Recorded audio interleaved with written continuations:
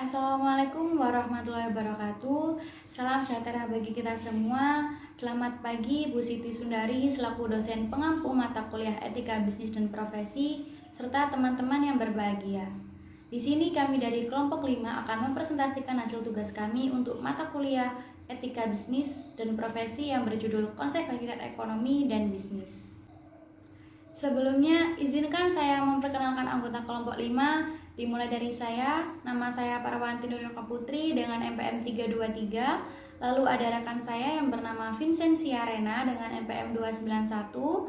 Lalu ada Devina Rahma dengan NPM 292. Lalu ada Siti Alicia dengan NPM 293. Lalu ada Isna Diva dengan NPM 294 dan yang terakhir yaitu Rovino dengan NPM 329. Ini kami akan menjelaskan apa sih makna dan hakikat ekonomi, ilmu ekonomi, dan sistem ekonomi serta hubungannya dengan etika yang akan disampaikan oleh Vicentia. Lalu apa sih makna dan hakikat bisnis serta hubungannya dengan sistem ekonomi, tingkat kesadaran, dan teori etika yang akan disampaikan oleh Devina.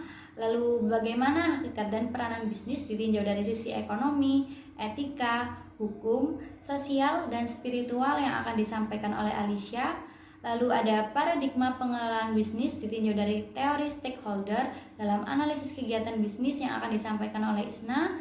Lalu ada etika dan sistem ekonomi yang akan saya sampaikan. Dan yang terakhir yaitu bagaimana dampak kegiatan bisnis dengan konsep corporate social responsibility yang akan disampaikan oleh Rovino. Oke, langsung saja kepada yang bertugas, saya persilahkan. Bahas tentang hakikat ekonomi, ilmu ekonomi, etika, dan sistem ekonomi. Terlebih dahulu, mari kita membahas hakikat ekonomi. Ekonomi berasal dari kata Yunani, yaitu oikonomia, yang berarti pengelolaan rumah. Yang dimaksud dengan pengelolaan rumah adalah cara rumah tangga memperoleh dan menghasilkan barang dan jasa untuk memenuhi kebutuhan hidup anggota rumah tangganya. Dari sini, berkembangnya disiplin ilmu ekonomi yang dapat didefinisikan sebagai ilmu yang berhubungan dengan produksi, distribusi, dan konsumsi. Saat ini, ilmu ekonomi dengan didukungnya oleh hampir semua disiplin ilmu, pengetahuan, maupun teknologi telah diarahkan untuk mengeksploitasi sumber daya bumi dalam merealisasikan kekayaan materi. Selanjutnya membahas ilmu ekonomi. Berkembangnya berdasarkan asumsi dasar yang masih dipegang hingga saat ini, yaitu adanya kebutuhan manusia yang tidak terbatas dihadapkan pada sumber daya yang terbatas, sehingga menimbulkan persoalan bagaimana mengeksploitasi sumber daya yang terbatas tersebut secara efektif dan efisien, guna untuk memenuhi kebutuhan manusia yang tidak terbatas.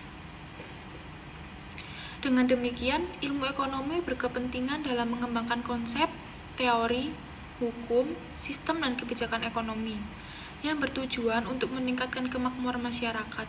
Bahasan terakhir yaitu etika dan sistem ekonomi.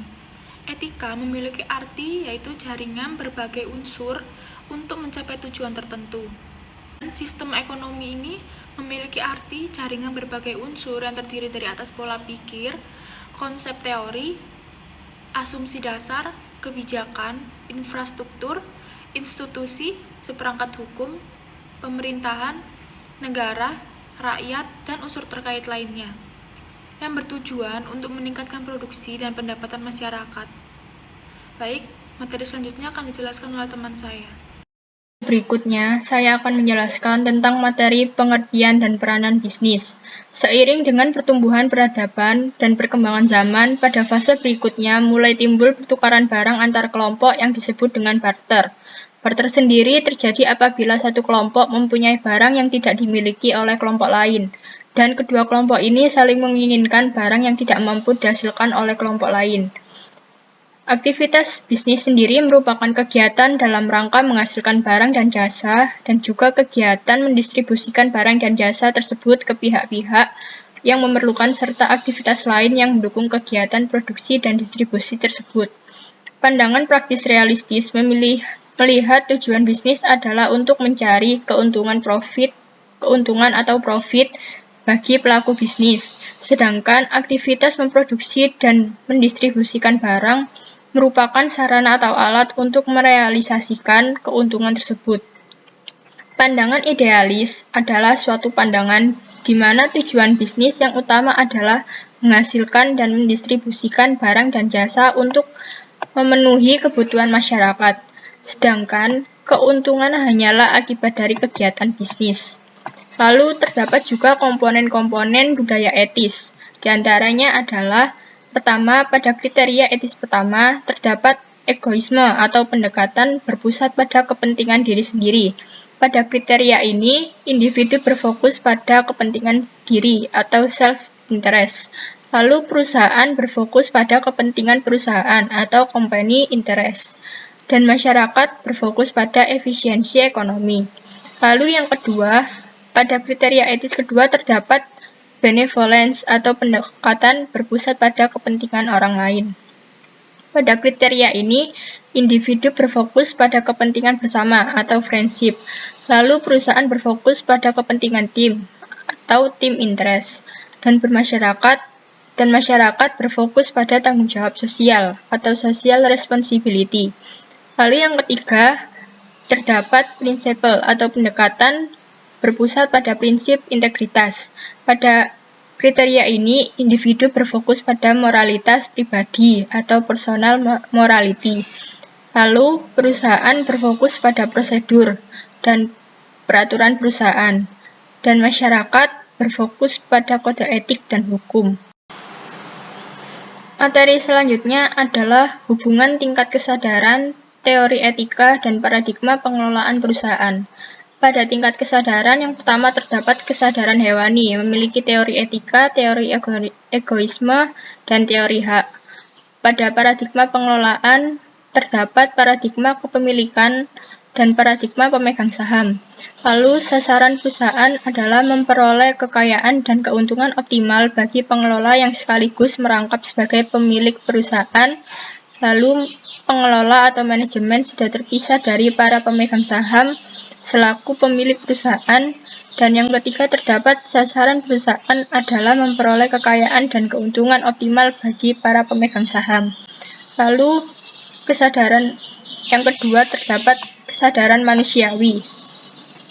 Terdapat teori utilitarianisme, teori keadilan, teori kewajiban, dan teori keutamaan. Pada kesadaran manusiawi terdapat paradigma ekuitas dan paradigma perusahaan. Lalu sasaran perusahaannya adalah sasaran pengelolaan perusahaan untuk meningkatkan kekayaan dan keuntungan para investor atau pemegang saham dan kreditur. Lalu sasaran yang kedua, pengelolaan perusahaan adalah untuk kesejahteraan seluruh masyarakat atau semua pemangku kepentingan. Yang ketiga, terdapat kesadaran transendental. Pada kesadaran tersebut terdapat teori teonom. Lalu terdapat paradigma perusahaan tercerahkan. Sasaran perusahaannya adalah tujuan pengelolaan perusahaan adalah sebagai bagian dari ibadah kepada Tuhan melalui pengabdian tulus untuk kemakmuran bersama dan menjaga kelestarian alam. Untuk materi yang selanjutnya adalah 5 dimensi bisnis. Untuk dimensi bisnis yang pertama adalah dimensi ekonomi. Konsep bisnis paling mudah dipahami bila dilihat dari dimensi ekonomi. Dari sudut pandang ini, bisnis adalah kegiatan produktif dengan tujuan memperoleh keuntungan. Bisnis merupakan tulang punggung kegiatan ekonomi. Tanpa bisnis tidak ada kegiatan ekonomi. Keuntungan sebagai tujuan dari bisnis diperoleh berdasarkan rumus yang sudah jamak dikembangkan oleh para akuntan, yaitu penjualan dikurangi harga pokok penjualan dan beban-beban. Keuntungan merupakan ukuran tingkat efisiensi perusahaan karena keuntungan menggambarkan hasil yang diperoleh setelah dikurangi harta yang dikorbankan. Kemudian, untuk yang dimensi bisnis kedua adalah dimensi etis. Konsep bisnis bila dilihat dari dimensi ekonomi, yaitu aktivitas produktif dengan tujuan mencari keuntungan, sudah sangat jelas dan dipahami oleh hampir semua pihak. Namun, bila dilihat dari dimensi etis, bisnis masih menimbulkan diskusi yang diwarnai oleh pro dan kontra. Persoalan pro dan kontra dari dimensi ini dapat dimaklumi karena belum semua pihak mempunyai pemahaman yang sama tentang pengertian etika dan ukuran yang tepat untuk menilai etis tidaknya suatu tindakan bisnis. Misalnya, keuntungan yang menjadi tujuan bisnis itu etis atau tidak. Untuk sudut pandang yang pertama, kegiatan bisnis adalah kegiatan produktif, artinya kegiatan menghasilkan dan mendistribusikan barang dan jasa untuk kebutuhan seluruh umat manusia. Karena manusia hidup di dunia ini memang harus didukung oleh berbagai jenis barang dan jasa untuk bisa bertahan hidup. Kemudian sudut pandang yang kedua, bila dilihat dari pihak yang memperoleh manfaat dari keuntungan suatu kegiatan bisnis atau masalah keadilan dalam distribusi keuntungan dan tindakan bisnis dalam merealisasikan keuntungan itu, isu etika muncul untuk memberikan penilaian atas dampak negatif yang ditimbulkan bagi masyarakat dan alam. Kemudian yang ketiga adalah dimensi hukum. Hukum dan etika sebenarnya mempunyai hubungan yang sangat erat karena keduanya sama-sama mengatur perilaku manusia. Hukum ini dibuat oleh negara atau beberapa negara melalui suatu mekanisme formal yang sesuai dengan konstitusi atau aturan internasional dan mengikat seluruh warga suatu negara atau lebih dari satu negara. Bila hukum atau peraturan itu diratifikasi oleh lebih dari satu negara.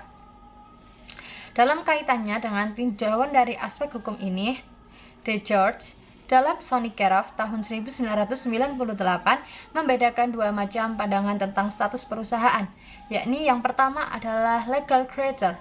Dari sudut pandang ini, perusahaan diciptakan secara legal oleh negara sehingga perusahaan adalah sebuah badan hukum. Kemudian yang kedua adalah legal recognition. Dari sudut pandang ini, perusahaan bukan diciptakan atau didirikan oleh negara, melainkan oleh orang atau sekelompok orang yang mempunyai kepentingan untuk memperoleh keuntungan. Dimensi bisnis yang keempat adalah dimensi sosial. Perusahaan saat ini sudah berkembang menjadi suatu sistem terbuka yang sangat kompleks. Sebagai suatu sistem, artinya di dalam organisasi perusahaan terdapat berbagai elemen, unsur, orang, dan jaringan yang saling terhubung, saling berinteraksi, saling bergantung, dan saling berkepentingan. Bila perusahaan dilihat dari dimensi sosial, tujuan pokok keberadaan perusahaan adalah untuk menciptakan barang dan jasa yang diperlukan oleh masyarakat. Sedangkan keuntungan akan datang dengan sendirinya bila perusahaan mampu melayani kebutuhan masyarakat. Untuk dimensi yang terakhir adalah dimensi spiritual.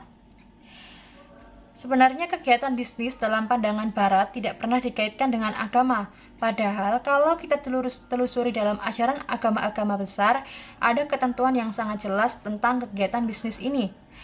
Seperti contoh yang dikatakan oleh Dawam Raharjo pada tahun 1998, yakni dalam agama Islam dijumpai suatu ajaran bahwa menjalankan kegiatan bisnis itu merupakan bagian dari ibadah. Asalkan kegiatan bisnis atau ekonomi ini diatur berdasarkan wahyu yang tercantum dalam Al-Quran dan Sunnah Rasul. Kemudian contoh yang kedua dari agama Hindu, dikatakan oleh Nyoman S. Pandit tahun 2002, beliau mengemukakan bahwa dalam Bhagavad Gita dikemukakan 4 cara untuk berhubungan dengan Tuhan. Salah satunya adalah tindakan atau kerja atau yang bisa disebut dengan karma yoga, yang jika diterjemahkan ke dalam bahasa Indonesia kurang lebih seperti ini. Orang tidak akan mencapai kebebasan karena diam tidak bekerja. Juga ia tidak akan mencapai kesempurnaan karena menghindari kegiatan kerja. Kemudian untuk contoh yang ketiga dari agama Kristen, yang dikatakan oleh Peske SVD tahun 2003, mengatakan bahwa manusia dipanggil untuk menguasai dunia dan segenap isinya, serta mengolah dan merawatnya. Pandangan ini menjadi dasar pembenaran bahwa kegiatan bisnis itu bukan saja tidak bertentangan dengan ajaran agama, tetapi justru manusia diberi wewenang untuk mengolah dunia asalkan dilakukan dengan penuh tanggung jawab. Pendekatan pemangku kepentingan atau stakeholders, tanggung jawab manajemen, dan teori pemangku kepentingan. Dalam dunia akuntansi, wujud peran dan tanggung jawab manajemen ini tercermin dalam beberapa teori yang berkaitan dengan pemangku kepentingan. Menurut Schroeder, paling tidak ada 6 teori pemangku kepentingan, yaitu yang pertama, teori kepemilikan. Teori kepemilikan adalah agen atau perwakilan atau pengaturan di mana wirausahawan individual atau pemegang saham beroperasi. Sudut pandang dari kelompok pemilik sebagai pusat kepentingan dicerminkan dalam cara-cara di mana catatan akuntansi disimpan dan laporan keuangan disusun. Yang kedua, ada teori entitas. Perusahaan dianggap sebagai suatu kesatuan atau badan usaha ekonomi yang berdiri sendiri, bertindak atas nama sendiri dan kedudukannya terpisah dari pemilik atau pihak lain yang menanamkan dana dalam organisasi dan kesatuan ekonomik tersebut menjadi pusat perhatian atau sudut pandang akuntansi. Yang ketiga, ada teori dana. Dalam teori ini, permintaan dan penawaran tenaga kerja menjadi penentu upah. Dalam teori dana upah, jumlah upah menurun bila terjadi peningkatan jumlah penduduk. Kondisi ini terjadi akibat jumlah tenaga kerja dengan penawaran tenaga kerja yang tidak sebanding.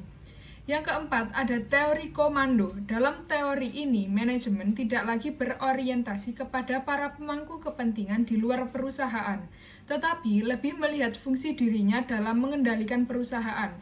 Dalam hal ini, manajemen mulai meminta pertanggungjawaban dari setiap unit organisasi yang ada di bawah komandonya. Yang kelima, ada teori perusahaan. Teori ini sekarang lebih dikenal dengan teori pemangku kepentingan. Pemangku kepentingan adalah semua pihak yang mempengaruhi keberadaan perusahaan.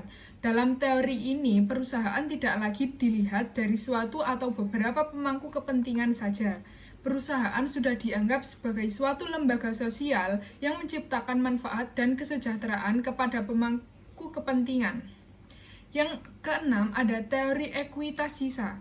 Teori ekuitas residual atau sisa ini mengasumsikan bahwa pemegang saham biasa menjadi pemilik bisnis yang sebenarnya.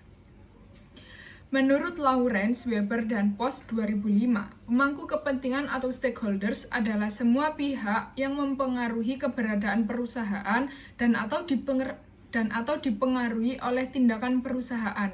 Selanjutnya, mereka membagi pemangku kepentingan ke dalam dua golongan. Yang pertama ada pemangku kepentingan pasar, yang kedua ada pemangku kepentingan non-pasar. Sedangkan menurut Sonny Keraf menggunakan istilah kelompok primer dan kelompok sekunder. Kelompok primer adalah mereka yang mengadakan transaksi atau berinteraksi atau bertransaksi. Yang termasuk kelompok ini adalah pelanggan, pemasok, pemodal, pemberi pinjaman, serta karyawan perusahaan. Sedangkan kelompok sekunder adalah semua pemangku kepentingan yang tidak termasuk dalam kelompok primer tersebut. Yang termasuk kelompok ini adalah pemerintah, media massa, para aktivis lingkungan hidup, dan sebagainya. Etika dan sistem ekonomi. Sistem ekonomi adalah jaringan berbagai unsur yang terdiri atas pola pikir, konsep, teori, asumsi dasar, kebijakan, infrastruktur, institusi, seperangkat hukum, pemerintahan, negara, rakyat, dan unsur terkait lainnya yang semuanya ditunjukkan untuk meningkatkan produksi dan pendapatan masyarakat. Filsafat Pancasila sebenarnya dilandasi oleh semua teori etika yang ada, yaitu yang pertama ada teori teonom pada sila yang pertama.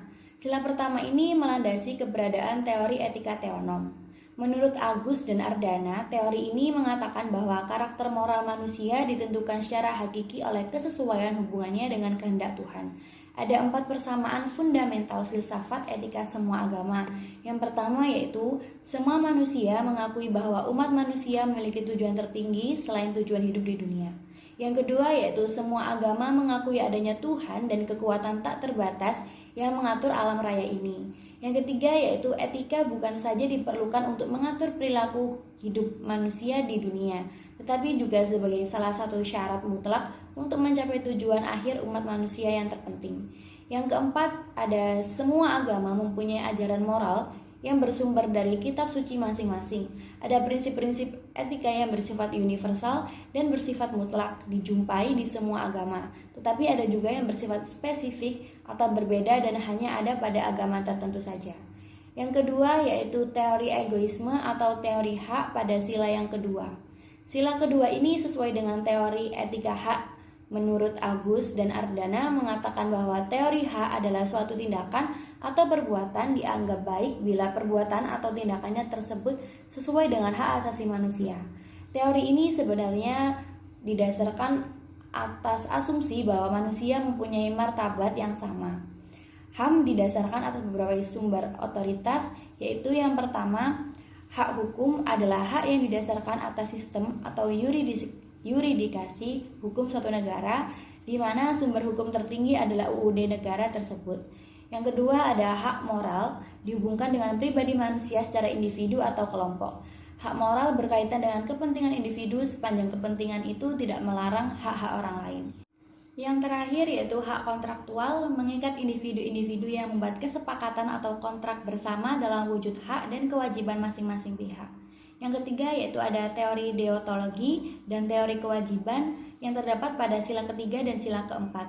Sila ketiga ini sesuai dengan teori etika deontologi. Menurut Agus dan Ardana, teori ini mengatakan bahwa etis tidaknya suatu tindakan tidak ada kaitannya dengan tujuan, konsekuensi, atau akibat dari tindakan tersebut. Sedangkan sila keempat ini sama seperti sila ketiga yaitu berkaitan dengan teori etika deontologi. Agus dan Ardana mengatakan bahwa kewajiban moral harus dilaksanakan demi kewajiban itu sendiri, bukan karena keinginan untuk memperoleh tujuan kebahagiaan. Yang keempat ada teori utilitarianisme atau altruisme pada sila kelima, yaitu sila kelima ini sesuai dengan teori etika utilitarianisme. Agus dan Ardana menjelaskan bahwa teori ini berpendapat bahwa suatu tindakan dapat dikatakan baik jika membawa manfaat baik sebanyak mungkin anggota masyarakat.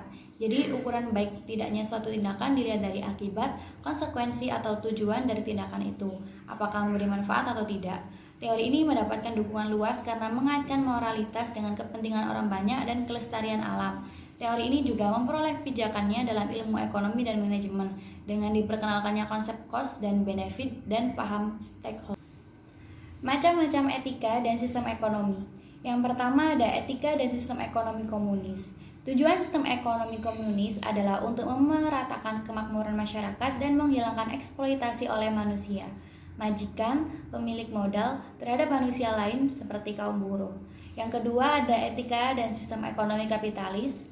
Akibat dari sistem ekonomi kapitalis dapat dirasakan saat ini antara lain: yang pertama, terjadi pemanasan global dan kerusakan lingkungan di bumi. Yang kedua, terjadi ketidakadilan distribusi kekayaan. Yang ketiga, ada ancaman kekerasan, konflik antar negara, kemiskinan, dan pengangguran yang meluas. Yang keempat, ada korupsi, kejahatan, kerah putih, dan penyalahgunaan kekuasaan. Yang kelima, ada penyalahgunaan obat-obat terlarang, perjudian, kebebasan seks, pembunuhan, perampokan, pencurian, dan tindakan-tindakan amoral lainnya makin meluas. Yang selanjutnya ada gaya hidup modern yang boros dan terlalu konsumtif. Yang selanjutnya munculnya tanda-tanda tekanan mental dan psikologis. Yang terakhir yaitu penyakit akibat gaya hidup modern. Yang terakhir ada etika dan sistem ekonomi Pancasila. Secara teoretis, sistem ekonomi Pancasila merupakan fondasi yang paling baik dan paling sesuai untuk membangun hakikat manusia seutuhnya. Pancasila berposisi sebagai etika dalam sistem, bukan sistem itu sendiri. Dia menyebutnya sebagai sistem ekonomi Pancasila karena sistem ekonomi yang kita anut itu beretika Pancasila. Karena itu, sebagai ideologi bersama, setiap kegiatan ekonomi yang sistemnya diatur dalam Undang-Undang 1945 perlu didasarkan pada moral keutuhanan, kemanusiaan, nasionalisme, dan demokrasi dalam mencapai keadilan ekonomi. Secara konstitusional, etika Pancasila telah terimplementasi ke dalam sistem yang dianut UUD 1945 melalui titik korelasinya, yaitu sila kelima keadilan sosial bagi seluruh rakyat Indonesia. Dalam UUD 1945 telah diatur tentang cara mewujudkan keadilan sosial itu melalui sistem ekonomi jalan tengah atau campuran antara sistem komando dan sistem kapitalis liberal. Dengan begitu, sistem ekonomi RI tidak perlu jatuh ke salah satu ekstrem, baik kiri maupun ekstrem kanan. Sosial perusahaan atau Corporate Social Responsibility. Pengertian CSR, Corporate Social Responsibility adalah komitmen perusahaan untuk berperan serta dalam pembangunan ekonomi berkelanjutan guna meningkatkan kualitas kehidupan dan lingkungan yang bermanfaat baik bagi perusahaan sendiri, komunitas setempat, maupun masyarakat pada umumnya. Konsep CSR sebenarnya ingin memadukan 3 fungsi perusahaan secara seimbang, yaitu yang pertama fungsi ekonomis. Fungsi ini merupakan fungsi tradisional perusahaan, yaitu untuk memperoleh keuntungan atau profit bagi perusahaan yang sebenarnya merupakan kepentingan pemilik perusahaan. Yang kedua yaitu fungsi sosial. Perusahaan menjalankan fungsi ini melalui pemberdayaan manusianya, yaitu para pemangku kepentingan atau stakeholder, baik pemangku kepentingan primer maupun pemangku kepentingan sekunder. Yang ketiga yaitu fungsi alamiah. perusahaan berperan dalam menjaga kelestarian alam. Perusahaan hanya merupakan salah satu elemen dalam sistem kehidupan di bumi ini. Bila bumi ini dirusak, maka seluruh bentuk kehidupan di bumi ini akan berancam musnah. Selanjutnya yaitu tingkat atau lingkup keterlibatan dalam CSR. Keberhasilan CSR dan cakupan program CSR yang dijalankan akan ditentukan oleh tingkat kesadaran para pelaku bisnis dan para pemangku kepentingan terkait lainnya. 3 tingkat kesadaran yang dimiliki oleh seseorang yaitu yang pertama tingkat kesadaran hewani, yang kedua tingkat kesadaran manusiawi, dan yang terakhir tingkat kesadaran transendental. Mereka yang masih berkeberatan dengan program CSR ini dapat dikatakan bahwa mereka ini masih mempunyai tingkat kesadaran hewani dan menganut teori etika egoisme. Program CSR akan berjalan efektif jika para pihak yang terkait dalam bisnis sudah mempunyai tingkat kesadaran manusiawi dan transendental, serta menganut teori-teori etika dalam koridor utilitarianisme, deontologi, keutamaan, dan teonom. Pro dan kontra terhadap CSR. Masih banyak pihak yang menentang implementasi CSR walaupun telah banyak pelaku bisnis dan pemangku kepentingan terkait yang menyadari dan menyetujui pentingnya perusahaan untuk melaksanakan program CSR. Alasan-alasan pihak yang menentang CSR yaitu yang pertama, perusahaan adalah lembaga ekonomi yang tujuan pokoknya mencari keuntungan, bukan merupakan lembaga sosial. Yang kedua, perhatian manajemen perusahaan akan terpecah dan akan membingungkan mereka bila perusahaan dibebani banyak tujuan. Yang ketiga, biaya kegiatan sosial akan meningkatkan biaya produk yang akan ditambahkan pada harga produk, sehingga pada gilirannya akan merugikan masyarakat atau konsumen itu sendiri. Yang keempat, tidak semua perusahaan mempunyai tenaga yang terampil dalam menjalankan kegiatan sosial. Sedangkan alasan-alasan yang mendukung CSR yaitu yang pertama, kesadaran yang meningkat dan masyarakat yang makin kritis terhadap dampak negatif dari tindakan perusahaan yang merusak alam serta merugikan masyarakat sekitarnya. Yang kedua yaitu sumber daya alam yang makin terbatas. Yang ketiga, menciptakan lingkungan sosial yang lebih baik. Yang keempat, perimbangan yang lebih adil dalam memikul tanggung jawab dan kekuasaan dalam memikul beban sosial dan dukungan antara pemerintah, perusahaan, dan masyarakat. Yang kelima, bisnis sebenarnya mempunyai sumber daya yang berguna. Dan yang terakhir yaitu menciptakan keuntungan jangka panjang. Baiklah, kita sudah mendengarkan penjelasan tentang konsep hakikat ekonomi dan bisnis. Tapi sebelum saya menutup presentasi ini, izinkan saya untuk menyampaikan kesimpulan bahwasannya pada hakikatnya aktivitas bisnis sangat berhubungan erat dengan kegiatan ekonomi. Kegiatan bisnis sangat bermanfaat bagi kehidupan umat manusia dan bisa dikatakan bahwa aktivitas bisnis bersifat etis. Tetapi dalam realitanya masih banyak dijumpai pandangan pro dan kontra mengenai etis tidaknya suatu aktivitas bisnis. Bisnis dapat dilihat dari 5 dimensi yang saling berhubungan yaitu ekonomi, etika, hukum, sosial, dan spiritual. Pemangku kepentingan juga mempengaruhi kegiatan bisnis dan ekonomi. Demikianlah kesimpulan yang dapat saya sampaikan. Sekian dari kami. Apabila saya dan rekan-rekan ada kesalahan dalam pengucapan maupun penyampaian, kami mohon maaf yang sebesar-besarnya. Terima kasih. Wassalamualaikum warahmatullahi wabarakatuh.